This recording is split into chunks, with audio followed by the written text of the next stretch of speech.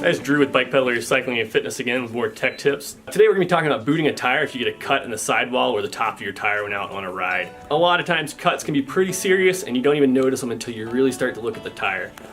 Looking at this old wheel and tire here, I went ahead and put a cut in it. At first glance, it's not very obvious. You could probably go out for a ride and wouldn't think anything of it. Take a look, I have put a little cut in there.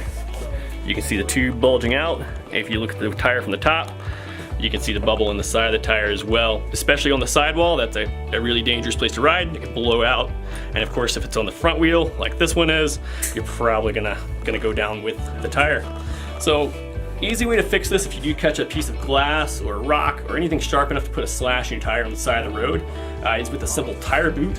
Park makes a really nice tire boot. It's the TB2. It's adhesive back. It's really thick.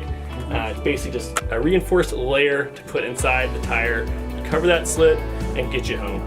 So again, as we've discussed in other videos, we're gonna go ahead and take this tire off. My tube in here is still good. You can see it peeking through, so obviously we don't need to patch the inner tube or replace the inner tube. We just need to take care of the tire in order to keep moving.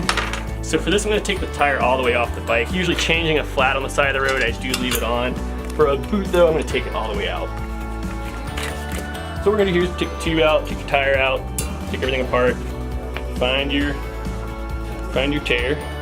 This should be pretty obvious.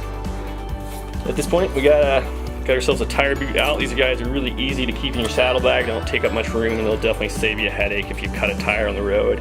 Another thing though, if you don't have these in your tool bag or your seat pack or in your jersey pocket, one thing most cyclists do have is a dollar bill. If you don't have a tire boot, a dollar bill will work. Fold it up, stick it in the tire, and it's gonna cover the puncture.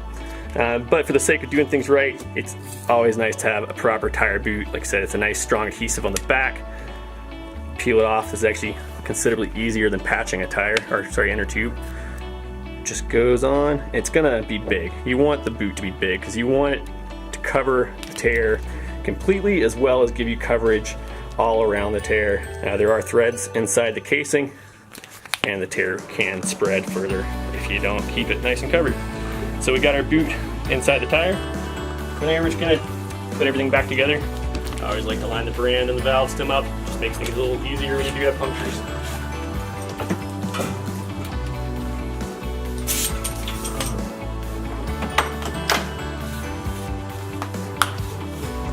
So once we've got our tire reinstalled, you can see where the cut was.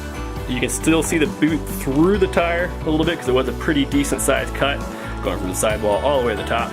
But when you look at the tire straight on, it's more or less smooth. It's not a tire I would want to ride for an extended period of time, but it would definitely get you home safely, pretty worry-free there. And again, a dollar will do the same thing. This is just a much more permanent fix. It has a lot more structural integrity than a dollar bill would. And again, once it's on, put the wheel back on, and ride home. Thanks for tuning in again. My name is Drew with Bike Peddler Cycling and Fitness. Stop by and see you soon.